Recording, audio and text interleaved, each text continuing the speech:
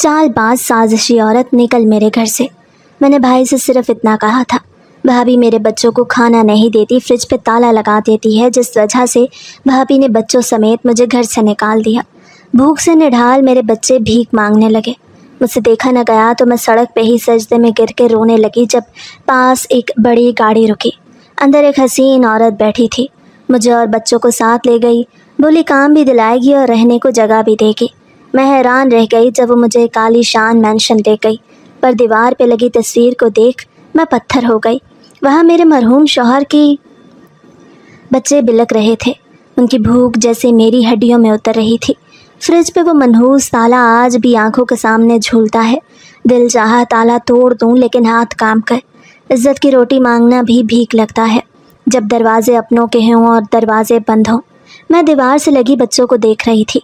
छोटा प्याज से होंठ चबा रहा था, बड़े ने रो रो के आंखें सुर्ख कर ली थी। वो मुझसे कुछ नहीं कह रहे थे, बस मुझे देख रहे थे, जैसे पूछ रहे हों अम्मी खाने का वक्त कब आएगा। और मेरे पास जवाब नहीं था।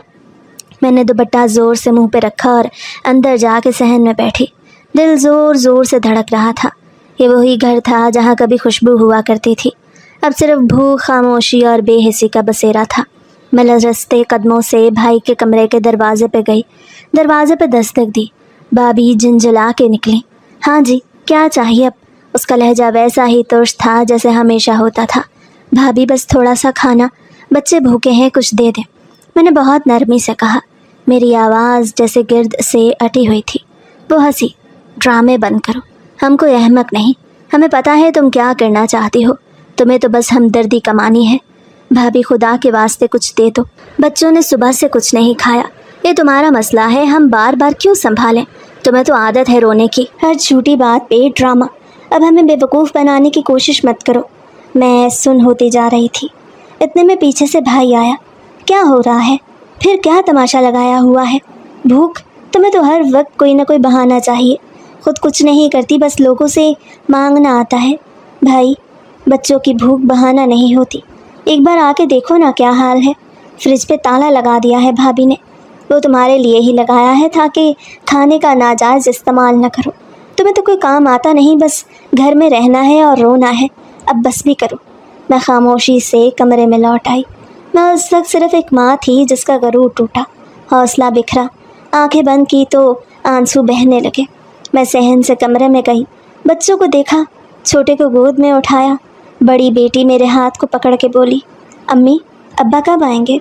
ये सवाल हर रोज़ मेरे दिल को छलनी करता था और आज जवाब देना और भी मुश्किल था। मैंने सिर्फ इतना कहा, वो जल्द आएंगे बेटा, बस दुआ करो, और दिल ही दिल में सिसक गई। रात हो चुकी थी। मैंने कमरे की लाइट बंद की। शायद अंधेरे में भूख का एहसास कम हो, लेकिन बच्चों की कराह सुनाई देती रही। भूख छुपाई नहीं जा सकती, न छोड़ी जा सकती है। तभी सहन से आवाज़ आई, चीखें। भाभी ने सबके सामने शोर मचा दिया। यह औरत हम पे इल्ज़ाम लगाती है, हम इसे खाना नहीं देते, हम इसे मारते हैं। बदतमीज़, ये हमारी इज्जत ख़राब करेगी। मोहल्ले वाले दीवारों के पार से झांकने लगे। भाई भी आ गया। होश में आओ, तुम्हें रहना है तो तमीज़ से रहो, वरना घर छोड़ दो, ये मेरे भी बाप का घर है, मैं कहाँ जाऊँ? मैं चीखी, पर आवाज़ कमज़ोर थी। फिर रहने का तरीका सीखो। भाभी का गुस्सा आसमान पे था। वो मेरे करीब आई, बच्चों को खींचा। मैं आगे बढ़ी तो मुझे धिक्का दिया। बच्चा ज़मीन पे गिर गया। दिल चीख उठा, बस बहुत हो गया। मैंने झोली में बच्चों को समेटा, दरवाज़ा खोला। रात की स्याही ने जैसे गले लगा लिया। भाई ये सब तमाशा देख के भी खामोश रहा। कदम सड़क पे रखे तो लगा जैसे ज़मीन भी साथ छोड़ चुकी है। मैं वही औरत थी जो कभी गहने पहनती थी, जो शान से गाड़ी में बैठती थी। आज नंगे पाँव, आंखों में शर्मिंदगी लिए अपने ही भाई के घर से निकाली जा रही थी। मैं सड़क पर आकर बैठ गई, बच्चों को सीने से लगाया। सड़क की ठंडक मेरे पैरों में उतर चुकी थी और बच्चों का जिस्म बुखार में तप रहा था। रात जा चुकी थी, लेकिन सुबह होने का कोई एहसास नहीं था। गुजरने वाली गाड़ियाँ हमारी तरफ यूँ देखती थी जैसे हम कोई गंदगी हों, जैसे हम इस दुनिया का बोझ हों। लोग करीब से गुजरे, किसी ने नज़र उठा के भी न देखा। मैंने चादर से बच्चों को ढांपने की कोशिश की, लेकिन वो चादर भीगी हुई थी, शायद मेरे आंसुओं से। एक बस वाला रुका और भुन्ना के बोला, بی بی یہاں مت بیٹھو، پولیس پکڑ کے لے جائے گی۔ میں نے نظریں جھکانی، کچھ نہ کہا۔ بچے تھوڑی دیر کو سو گئے تھے۔ میں نے ان کے ماتھے پہ ہاتھ رکھا، وہ پسینے میں شرابور تھے۔ بخار، بھوک اور تھکن نے ان کے جسم توڑ دیے تھے۔ میں کسی کو آواز نہیں دے سکتی تھی، میں صرف بیٹھ سکتی تھی۔ جیسے زمین نے پناہ دی ہو ویسے ہی زمین کے ساتھ چپک گئی، نہ کوئی گھر نہ کسی در کا سہارا۔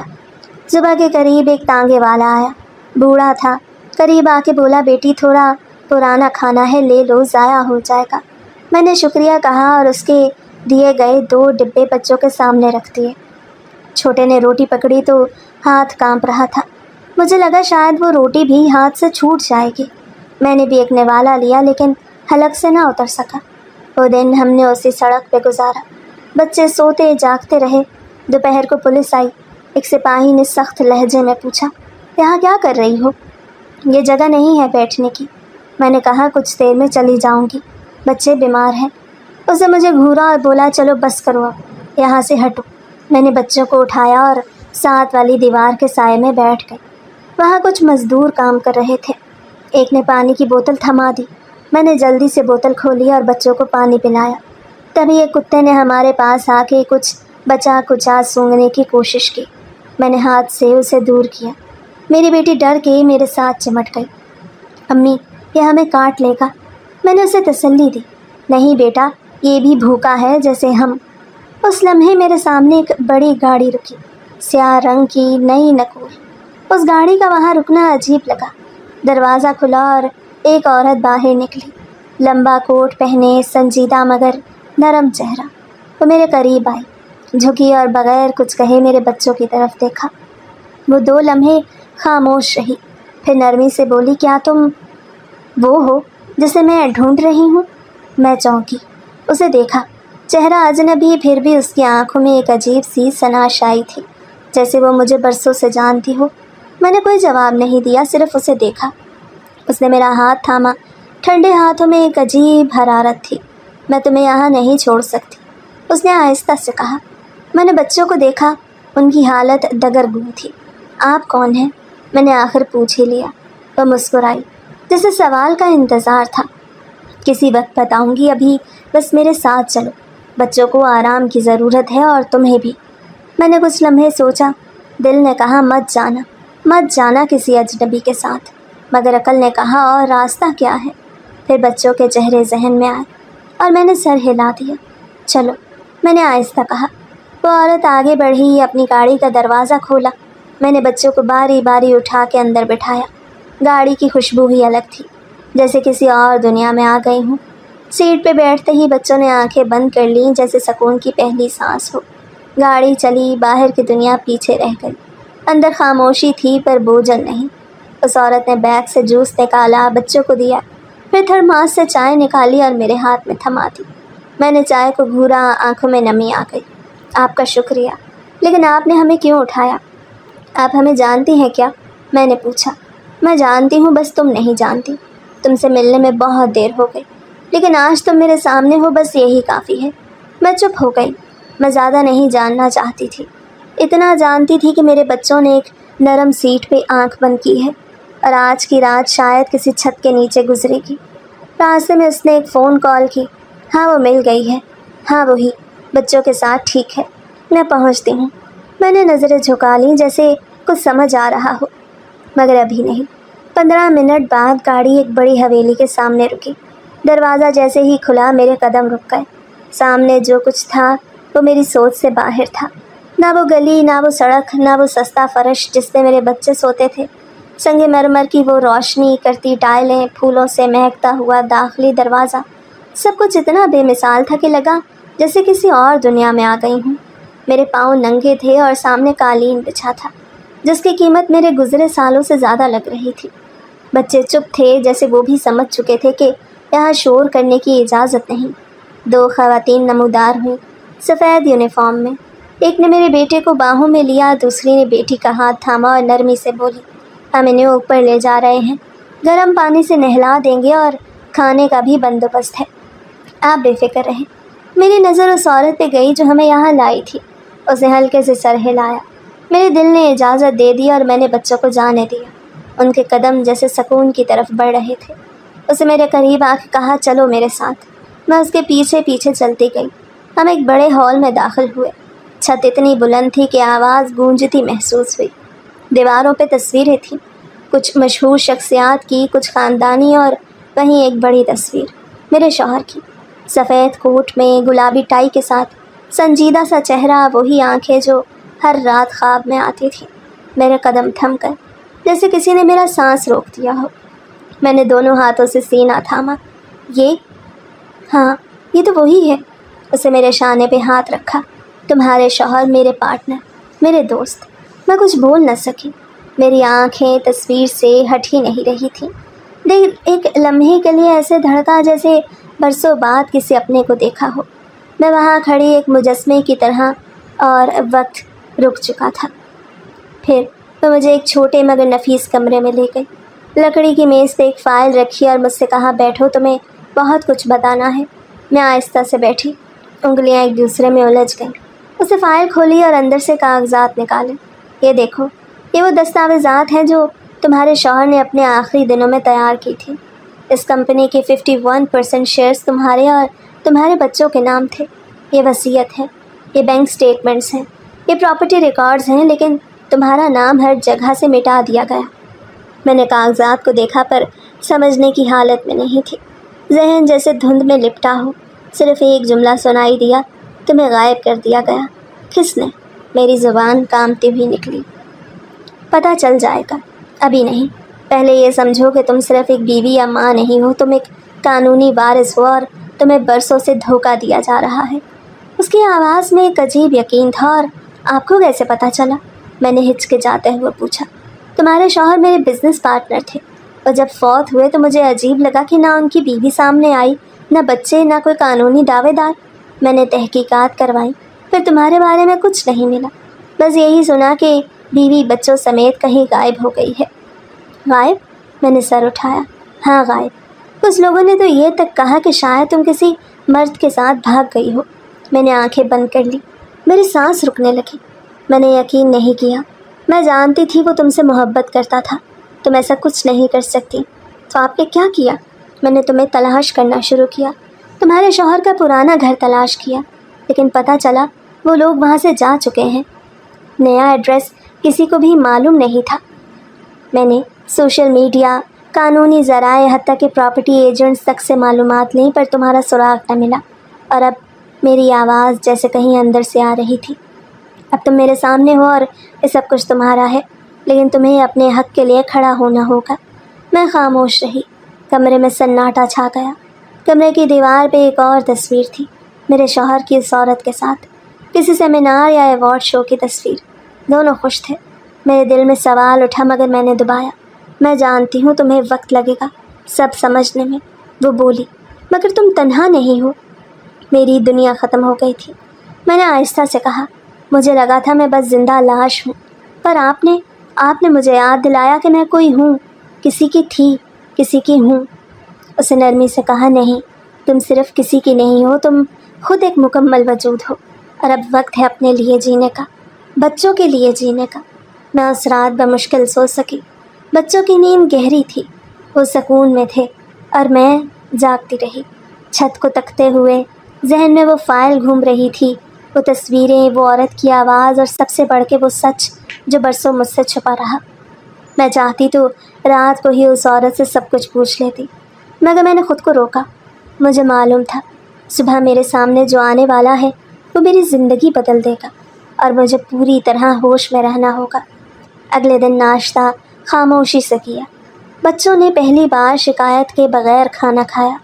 وہ میز میرے لیے نئی تھی، وہ برتن، وہ نوکر، سب کچھ جیسے خواب ہو، مگر میں ہر چیز کو حقیقت ماننے پہ مجبور تھی، کیونکہ میری ہڈیوں میں اب جھوٹ سننے کی سکت نہیں رہی تھی۔ صبح 10 بجے وہ عورت پھر میرے کمرے میں آئی۔ اس بار اس کے ہاتھ میں ایک مختلف فائل تھی۔ وہ بولی، تم تیار ہو؟ میں نے گردن ہلائی۔ ہاں، سچ سننے کے لیے اب مجھے کسی تیاری کی ضرورت نہیں رہی۔ ہم دوبارہ اسی آفس روم میں بیٹھے۔ اسے فائل کھولی اور مجھے کاغذ دکھایا۔ یہ وہ انشورنس پالیسی ہے جو تمہارے شوہر نے اپنے نام سے لی تھی۔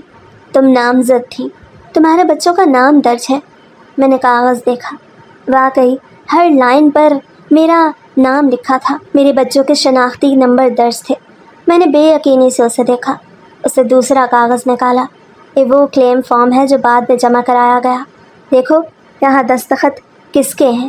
میں نے جھک کے دیکھا اور جیسے میری دنیا رک گئی۔ وہ میرے بھائی کے دستخط تھے اور میرے نام کی جگہ ایک جعلی دستخط۔ میں نے فائل بند کر دی۔ انہوں نے کیسے؟ میری زبان لڑکھڑا گئی۔ وہ تمہارے شوہر کی موت کے فوراً بعد ان کے مالیاتی معاملات پہ قابض ہو گئے۔ تمہارا پرانا گھر فوراً بیچ دیا۔ کسی پرانے آشنا کے ذریعے پولیس رپورٹ میں درج کروایا کہ تم لاپتہ ہو۔ نہ پوسٹ مارٹم کی تفصیل لی گئی، نہ موت پہ کوئی تحقیقات کی گئی۔ سب کچھ جلدی جلدی دفنا دیا گیا، جیسے تمہارے شوہر کے ساتھ تمہارا وجود بھی ختم ہو گیا ہو۔ کیا یہ سب پولیس نے منظور کر لیا؟ جی، کیونکہ انہوں نے اپنے اثر و رسوخ اور کچھ رقم سے سب کو خاموش کرا دیا۔ میں نے انشورنس کمپنی سے رابطہ کیا تو پتہ چلا کہ یہ رقم نکالی جا چکی ہے۔ جب میں نے سوال اٹھایا تو مجھے گمراہ کیا گیا۔ میں نے آہستہ سے پوچھا کتنی رقم تھی؟ تقریباً 4 کروڑ روپے، اسے جواب دیا جیسے وہ کوئی معمولی بات ہو۔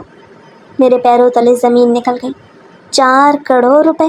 میں اپنے بچوں کو 2 وقت کی روٹی کے لیے ترستی رہی اور وہ اتنی دولت پہ مزے کرتے رہے۔ اسے پھر فائل میں سے ایک بینک سٹیٹمنٹ نکالی۔ یہ وہ اکاؤنٹ ہے جس میں تمہارے شوہر کی سٹیٹمنٹ کی رقم آئی تھی۔ کچھ ہی دنوں میں ساری رقم نکالی گئی۔ یہ اکاؤنٹ میرے نام پہ تھا؟ میں نے حیرت سے پوچھا۔ ہاں، لیکن پتہ بدلا ہوا تھا۔ تمہارے دستخط جعلی لگائے گئے اور اب اس اکاؤنٹ کا کوئی ریکارڈ تمہارے شناختی نمبر سے منسلک نہیں۔ میں نے بہت محنت سے یہ نکلوایا ہے۔ میں نے کرسی کی پشت سے ٹیک لگا لی۔ کمرہ مجھے گھومتا محسوس ہو رہا تھا۔ ہر فائل، ہر کاغذ جیسے میرے جسم پہ چھریاں چلا رہے تھے۔ میں نے سوال کیا، اور میرے شوہر کی کمپنی ابھی بھی چل رہی ہے؟ ان کے شیئرز تمہارے اور بچوں کے نام موجود ہیں، بس قانونی طور پہ کلیم کرنا باقی ہے۔ میں تمہارے شوہر کی بزنس پارٹنر ہونے کے ناطے یہ سب کچھ روک کے نہیں رکھ سکی، لیکن میں نے کوشش نہیں چھوڑی۔ اور وہ کیا کہتے تھے میرے بارے میں لوگ؟ سب کچھ۔ کوئی کہتا تھا تم کسی کے ساتھ بھاگ گئی، کوئی کہتا تھا تمہارے شوہر نے خود تمہیں نکال دیا۔ ایک بار تو ایک وکیل نے کہا اس جیسی عورتیں مال کے لیے کچھ بھی کر سکتی ہیں۔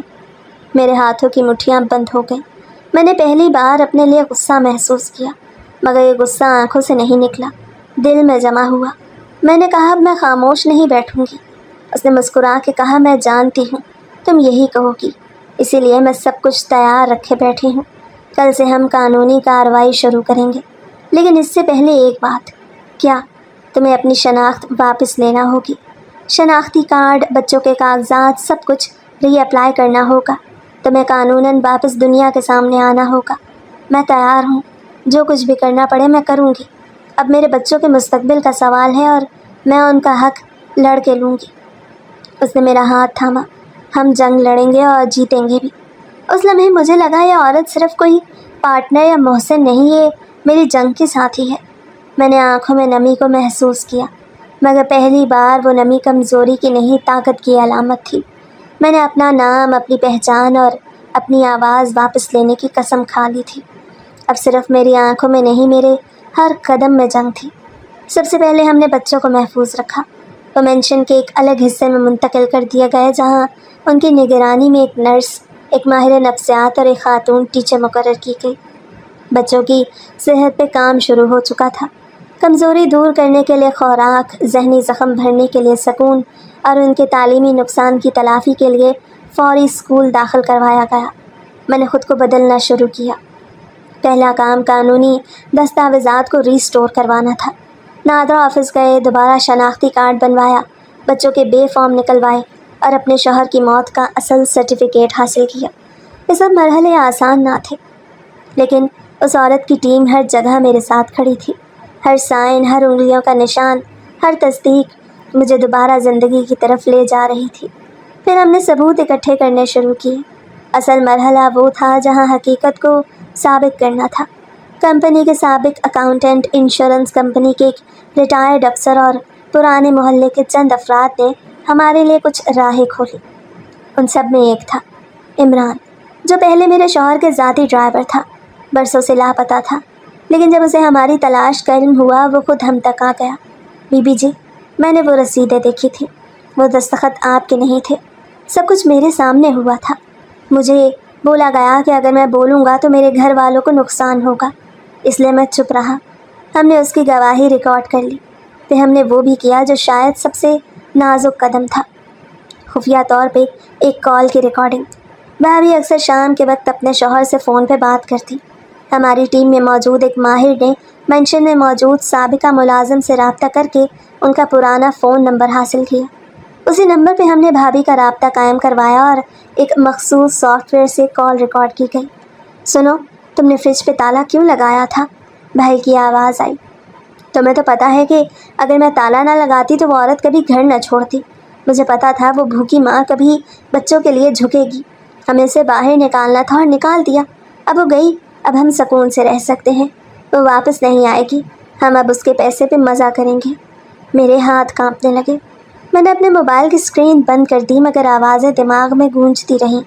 وہ ریکارڈنگ مکمل ہونے کے بعد ہمارے لیگل مشیر کو دے دی گئی۔ یہ وہ ثبوت تھا جس کا انکار کوئی نہیں کر سکتا تھا۔ یہ ان کی زبان سے نکلا ہوا سچ تھا۔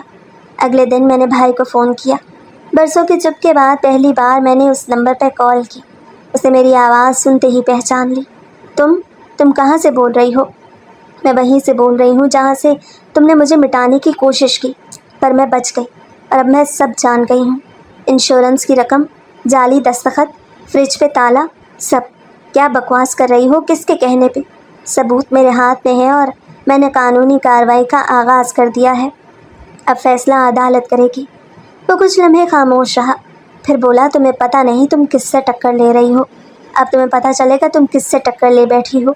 ایک ماں جب انصاف کے لیے کھڑی ہوتی ہے تو صرف تم ہی نہیں، تمہاری سازشیں بھی زمین بوس ہو جاتی ہیں۔ میں نے کال بند کر دی۔ اگلی صبح مینشن کی سیکیورٹی نے ہنگامی اطلاع دی کہ کوئی گاڑی مرکزی دروازے پہ زبردستی گھسنے کی کوشش کر رہی ہے۔ ہم فوراً نیچے پہنچے اور مینشن کے سیکیورٹی کیمروں کی فوٹیج دیکھی۔ وہ میرا بھائی تھا، اس کے ساتھ ایک اور شخص گاڑی سے نکلا اور وہ اندر گھسنے کی کوشش کر رہے تھے۔ ہم نے فوراً پولیس کو اطلاع دی۔ سیکیورٹی ٹیم نے دروازہ بند رکھا اور پولیس کے آنے تک انہیں باہر روکے رکھا۔ کچھ ہی دیر میں پولیس پہنچی اور انہیں گرفتار کر لیا گیا۔ ان کے قبضے سے بچوں کے کپڑے، ایک کھلونا اور اسکول بیگ بھی برآمد ہوا۔ یہ اغوا کی کوشش تھی۔ میں کام گئی، لیکن اندر سے مضبوط رہی۔ وہ عورت جو برسوں پہلے ہر جھٹکے پہ رو پڑتی تھی، اب ہر زخم کو ہتھیار بنا رہی تھی۔ یہ واقعہ ہمارا آخری غیر قانونی سامنا تھا۔ اس کے بعد ہم نے تمام ثبوت عدالت میں جمع کروا دیے، ریکارڈنگ، گواہی، مالی ریکارڈ، انشورنس کے جعلی کاغذات اور بچوں کی تحویل سے متعلق سب شواہد۔ کیس کی ابتدائی سماعت میں ہی جج نے نوٹس لیتے ہوئے کہا، یہ صرف ایک جائیداد کا کیس نہیں، ایک عورت، ایک ماں اور ایک بیوی کی شناخت کا مقدمہ ہے۔ اب عدالت کا دروازہ کھل چکا تھا اور ہمیں یقین تھا کہ انصاف ہماری دہلیز تک ضرور آئے گا۔ ہم نے جنگ کا اعلان کر دیا تھا، اب ہارنے کا سوال ہی نہیں تھا۔ ہم جس دن عدالت گئے آسمان صاف تھا، مگر میرے دل میں طوفان تھا۔ میں نے وہ سادہ سا سفید لباس پہنا جو صاف تو تھا مگر نئی امید کی طرح اجلا۔ اس عورت نے مجھے تیار ہوتے دیکھ کے کہا، آج تم صرف ایک گواہ نہیں، تم پوری کہانی کا مرکزی کردار ہو، اور تمہاری سچائی سب کچھ بدل سکتی ہے۔ میں نے آہستہ سے سر ہلایا اور دل میں دعائیں دہراتی رہی۔ عدالت کے احاطے میں داخل ہوتے ہوئے ہر قدم بوجھل لگا۔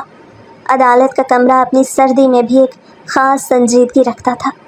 دیواروں پہ لکڑی کی جھریاں اور جج کی کرسی کی طرف لگی گھڑی، ہر چیز جیسے کسی فیصلے کی منتظر تھی۔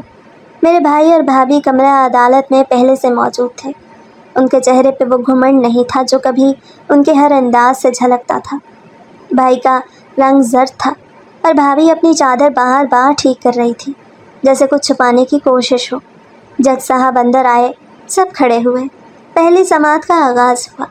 ہمارے وکیل نے تمام دستاویزات مرتب کر کے عدالت کے سامنے رکھے۔ ان کی بات مکمل ہونے سے پہلے ہی جج نے پوچھا، آپ کہہ رہے ہیں کہ مرحوم نے اپنی مکمل جائیداد بیوی اور بچوں کے نام کی تھی، لیکن یہ قانونی طور پہ ثابت نہیں۔ ہمارے وکیل نے آہستہ سے فائل کی طرف اشارہ کیا۔ یہ وصیت جو مرحوم کے دستخط کے ساتھ نوٹرائزڈ ہے، اس بات کا واضح ثبوت ہے، لیکن مدعا علیہ نے ان کاغذات کو دبا کے ایک جعلی کلیم جمع کروایا اور پوری انشورنس رقم حاصل کر لی۔ اس موقع پہ وہ عورت کھڑی ہوئی، اسے خود کو کمپنی کے سابق پارٹنر کے طور پہ متعارف کروایا، اسے بتایا کہ کس طرح اس نے مرحوم کے ساتھ مل کے برسوں کاروبار کیا اور کس طرح شوہر نے اپنی بیوی اور بچوں کو اپنا وارث نامزد کیا۔ لیکن جب میں نے ان سے رابطہ کرنا چاہا تو بتایا گیا کہ وہ لاپتہ ہیں۔ سوسائٹی میں ان کی کردار کشی کی گئی۔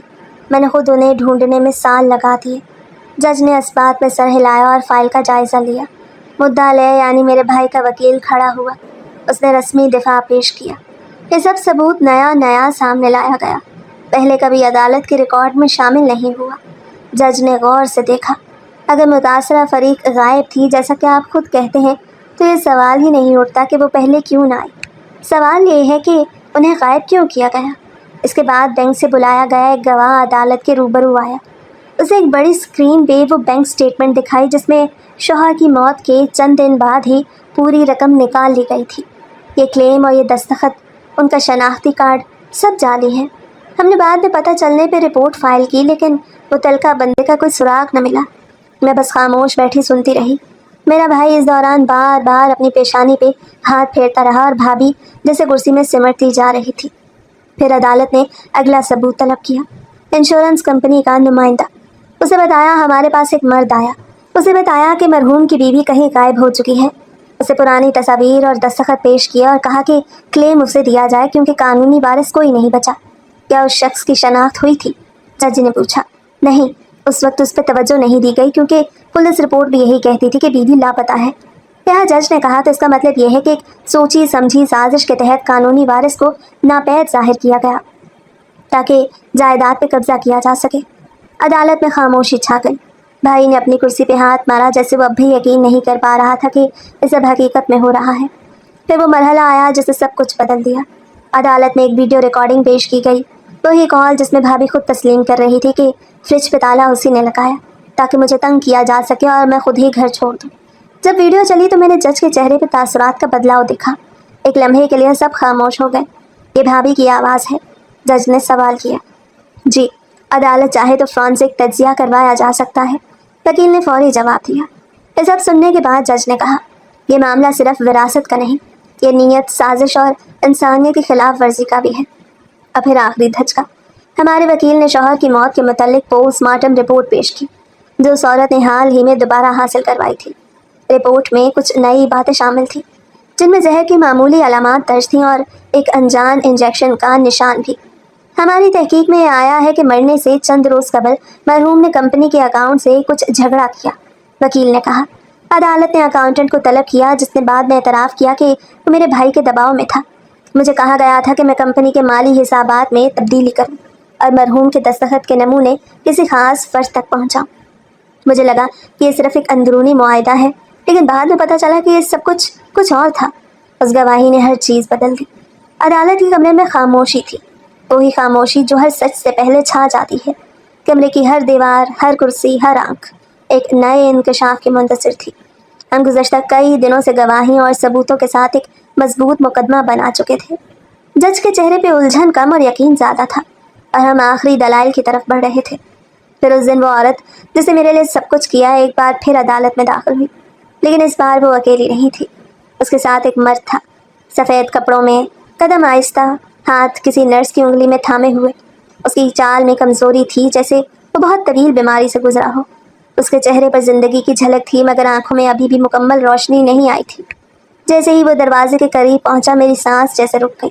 میری نگاہیں کچھ لمحہ ساکت رہیں، پھر دل نے زور سے دھڑکنا شروع کر دیا۔ میں اٹھ کھڑی ہوئی، بچوں کو پاس بلایا۔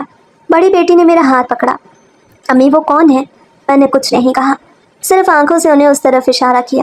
وہ مرد آہستہ آہستہ عدالت کی نشستوں کے درمیان سے چلتا ہوا ہمارے قریب آیا۔ اس عورت نے نرمی سے میرے کان میں کہا، یہ وہی ہے جسے تم نے برسوں روتے ہوئے پکارا، یہ تمہارا شوہر ہے۔ میں نے بے یقینی سے اس کا چہرہ دیکھا۔ وقت نے اس پہ اپنے نشانات چھوڑ دیے تھے مگر وہ آنکھیں میں کبھی نہیں بھول سکتی۔ اس نے میرے بچوں کی طرف دیکھا، اچانک جیسے کوئی کرن دماغ میں چمکی ہو۔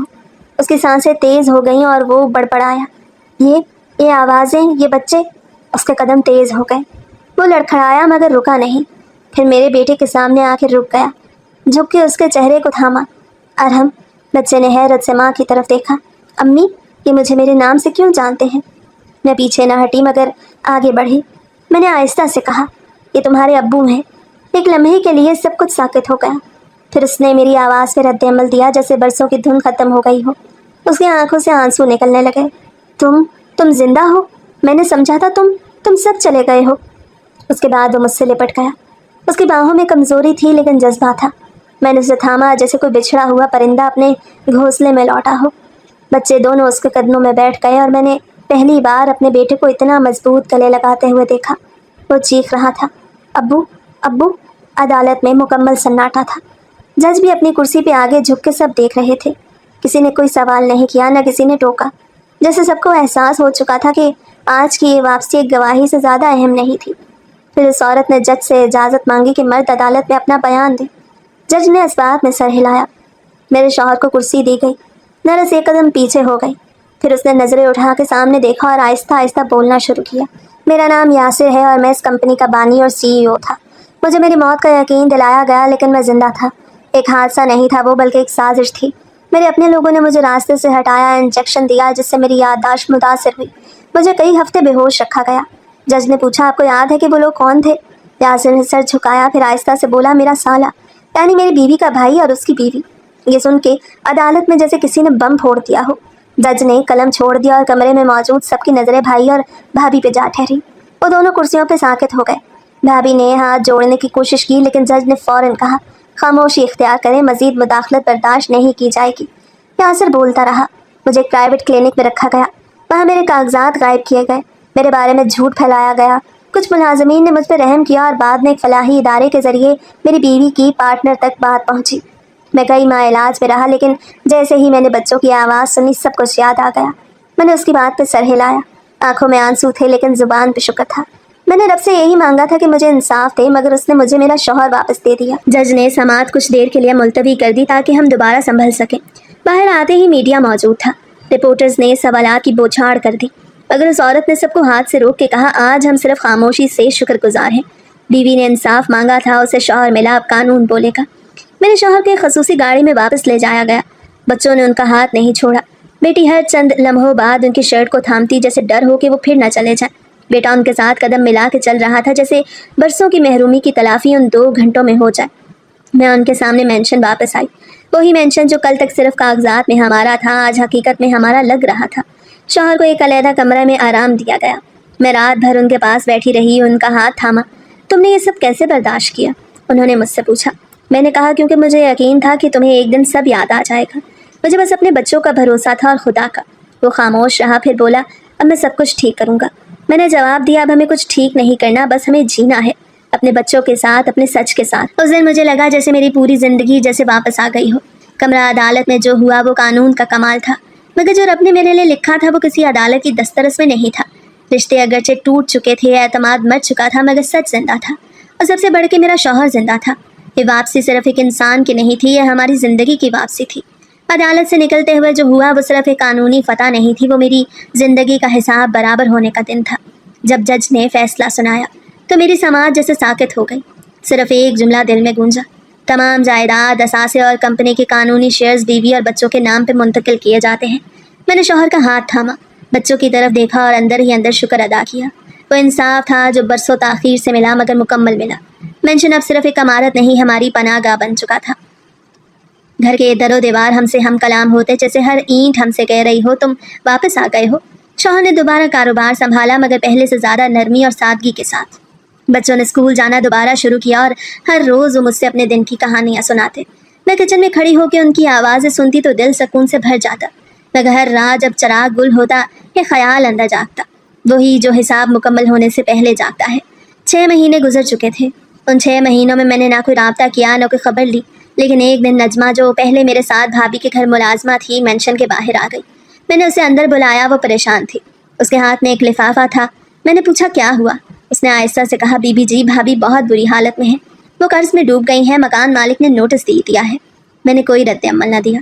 وہ بولتی رہی، آپ کا بھائی جیل میں ہے اور اب وہاں کوئی سہارا نہیں، بچے اسکول چھوڑ چکے ہیں اور ان کی فیس کا کوئی بندوبست نہیں۔ وہ لوگ جن کے ساتھ کبھی چائے پہ باتیں ہوتی تھیں اب دروازہ نہیں کھولتے۔ 3 دن بعد میں اس دروازے پہ پہنچی جہاں سے مجھے دھکے دے کے نکالا گیا تھا، وہی دروازہ جو کبھی میرے لیے تذلیل کا نشان تھا، آج میرے فیصلے کی گواہی بننے والا تھا۔